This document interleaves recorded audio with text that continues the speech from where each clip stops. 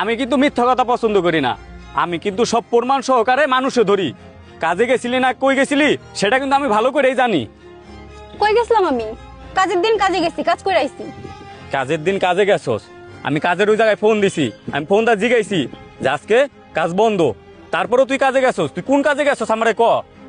তাহলে আমি গেছিলাম কই আপনিই বলেন। আমি নিজের চোখে দেখছি তোর যে ওই কাজের সাইডে যে সুপারভাইজার, ওই সুপারভাইজারের সাথে তুই সুপারভাইজারের বাসার সামনে সুপারভাইজারের সাথে তুই দেখা করছস। সুপারভাইজার তোরে টাকা দিছে, সত্যি করে ক ওই সুপারভাইজার তোরে কিসের টাকা দিছে? সুপারভাইজার আমারে আমার কাজের টাকা দিছে, কিসের টাকা দিবে? তোমারে কি আমারে দেখলে বলদ মনে হয়? আমি কি বলদ? আমারে তুমি যা বুঝাইবা আমি তাই বুঝবো। মাসের আজকে হচ্ছে 14 দিন, সুপারভাইজার যে তোমারে অর্ধেক মাস কাজ করে টাকা দিয়ে দিব, আমারে বুঝাইলে আমি বুঝে গেলাম, বললা আর হয়ে গেল গা। সুপারভাইজারের সাথে তোমার কি সম্পর্ক সেটা বলো।